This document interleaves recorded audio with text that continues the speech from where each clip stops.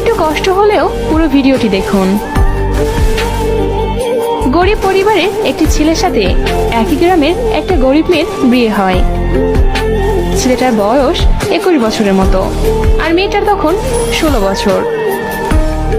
বিয়ের পর ছেলেটা মেয়েটিকে বললেন, তোমার কি কোনো ইচ্ছে আছে? মেয়েটা বলল, আমার ইঞ্জিনিয়ার হওয়ার বড় আশা ছিল। এরপর ছেলেটা মেয়েটাকে নিয়ে ঢাকায় চলে আসে। মেয়েটিকে ভার্সিটিতে ভর্তি করে পড়ালেখা করায়।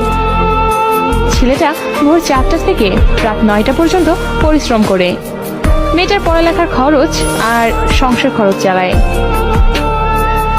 অনেকদিন হওয়ার পর তাদের মধ্যে কোনো স্বামী স্ত্রীর শারীরিক সম্পর্ক হয় না।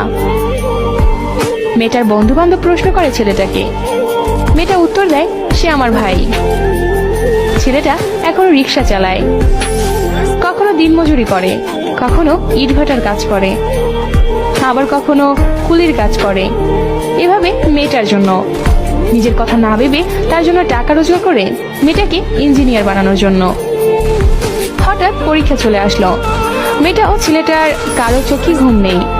ছেলেটা রাত দিন মিলে 20 ঘন্টা কাজকর্ম করে, বাকি 4 ঘন্টা সংসারের সব রান্না বান্না থেকে শুরু করে সব কাজ করে। এভাবে মেয়েটার পরীক্ষা শেষ হয়ে গেল। এরপর ছেলেটা একটু কাজ কমায়। পরীক্ষার ফলাফল মেয়েটায় পাশ করলো, ভালো জায়গায় চাকরি পেল, অনেক টাকা পয়সার মালিক হলো, বড় বাড়ি, গাড়ি, আরো অনেক কিছু হলো মেয়েটার। বিভিন্ন জায়গা থেকে মেয়েটার বিয়ের প্রস্তাব দেয়। কেউ জানে না তার বিয়ে হয়েছে কিনা বা স্বামীকে।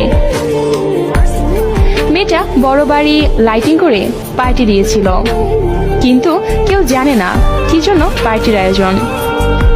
সবাই একই প্রশ্ন, কিসের পার্টি? সবাই মিলে মেয়েটিকে প্রশ্ন করলো, এই পার্টি কি জন্য বলবেন? মেয়েটি 12টার সময় বলবো, কিসের পার্টি? ছেলেটা সেই লুঙ্গি গামছা আর ছেঁড়া একটা জামা পরে বাড়ির কোনো এক কোনায় দাঁড়িয়ে আছে। একটু কষ্ট হলেও পুরো ভিডিওটি দেখুন।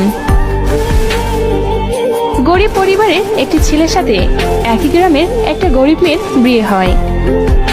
ছেলেটার বয়স 21 বছরের মতো আর মেয়েটার তখন 16 বছর। বিয়ের পর ছেলেটা মেয়েটিকে বললেন, তোমার কি কোনো ইচ্ছে আছে? মেয়েটা বলল, আমার ইঞ্জিনিয়ার হওয়ার বড় আশা ছিল। এরপর ছেলেটা মেয়েটাকে নিয়ে ঢাকায় চলে আসে। মেয়েটিকে ভার্সিটিতে ভর্তি করে পড়ালেখা করায়। ছেলেটা ভোর 4টা থেকে